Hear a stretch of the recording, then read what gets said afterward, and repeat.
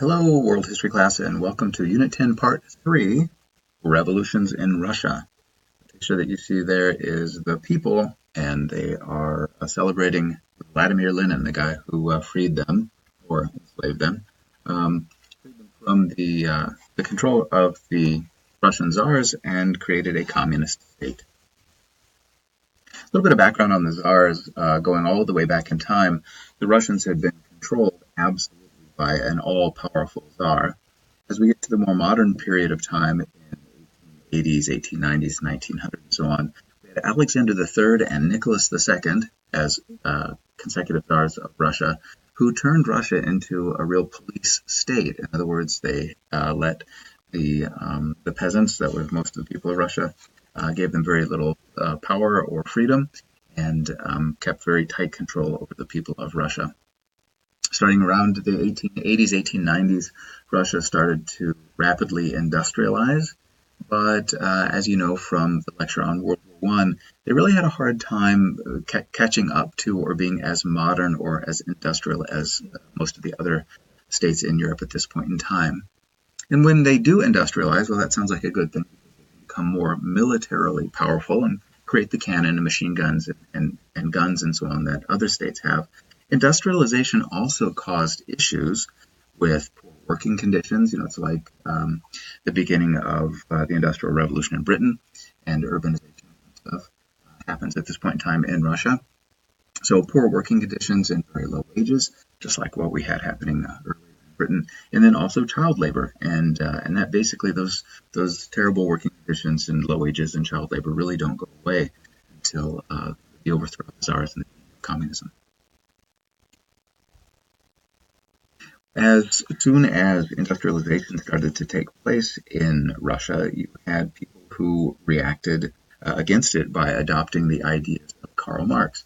You might remember that Karl Marx was a guy who thought that basically the lowest classes should rise up and overthrow the richer people, and that everybody should be economically equal. This kind of makes sense for a state where you have very, very few rich people and a whole lot of poor people. The Marxist or communist revolutionaries in Russia were called the Bolsheviks. Like I said, that guy over there, the picture of that guy is Vladimir Lenin. He's the leader of the Bolsheviks. And he thought that the workers should overthrow the czar, adopting Marxist ideas. And we're going to be able to do that really only as a result of World War I. Up until World War I and really into World War I, the Bolsheviks are a very small group of people.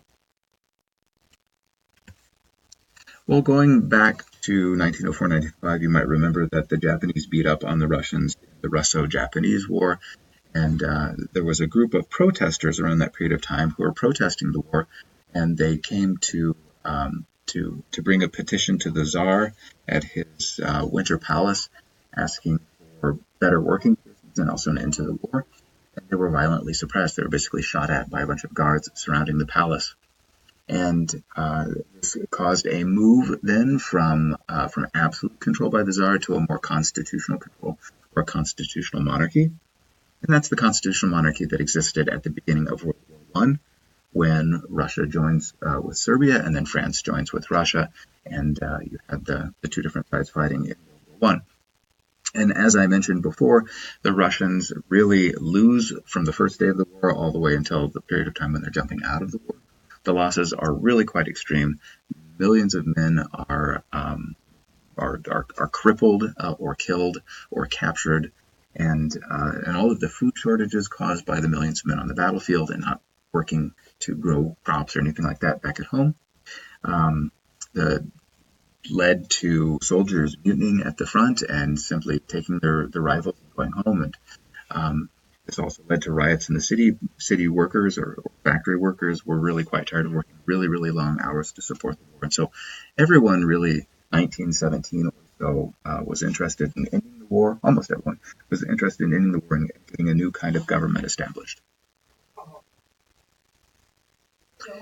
There are actually a couple of Russian revolutions. There's one in February of 1917 when Tsar Nicholas II was forced to step down from the throne.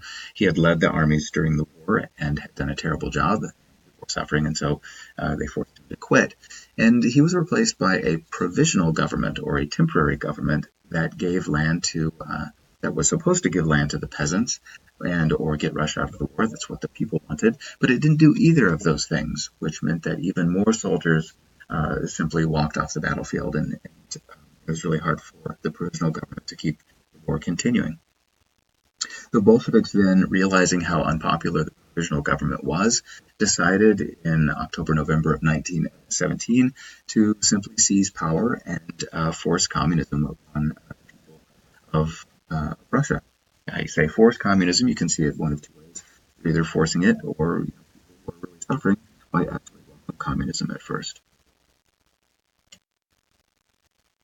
But it's not really communism or Marxism that takes over Russia and becomes the Soviet Union.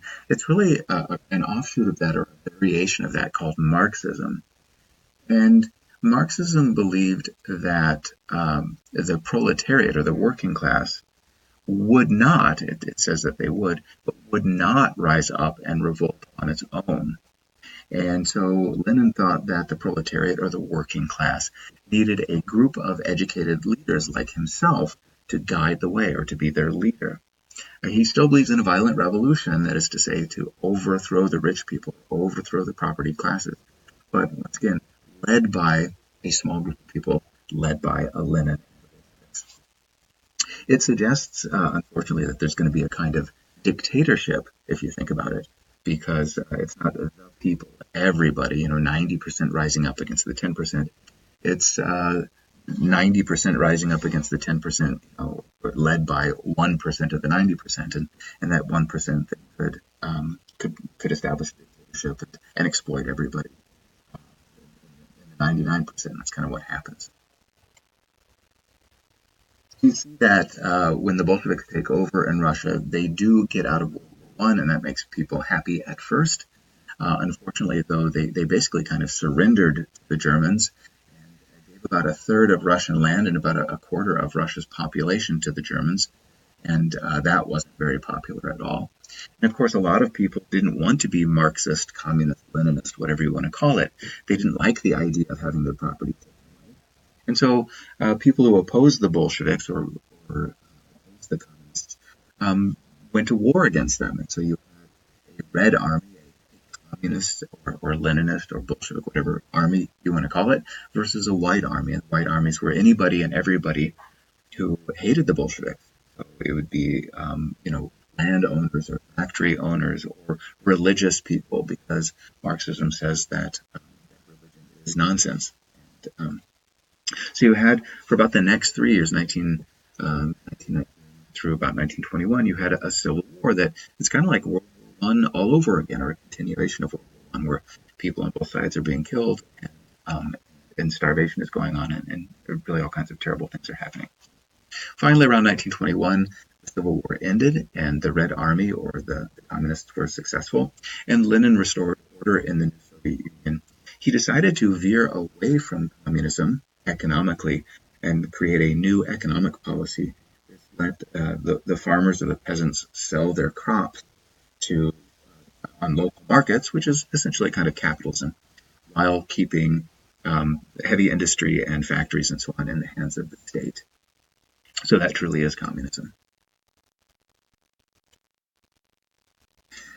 Lenin was not doing well in the early 1920s. He had a series of strokes, and he kept getting worse and worse to the point when he finally just bedridden and then just died in 1924. And over the next few years, a man by the name of Joseph Stalin came to power and created a real totalitarian state. So this is kind of like an offshoot or a continuation of Leninism, ruled by an elite rather than ruled by the people.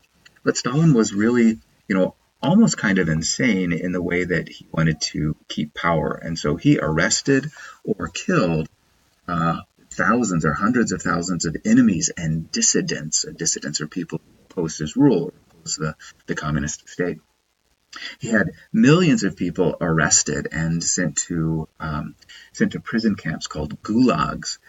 So you had hundreds of thousands or millions of people who were starving to death or being worked to death in these terrible prison camps, or millions of people probably millions is too many, but thousands and thousands of people were just shot by Stalin and secret police. Having totalitarian control means that you control literature, you control the media, you get rid of religion.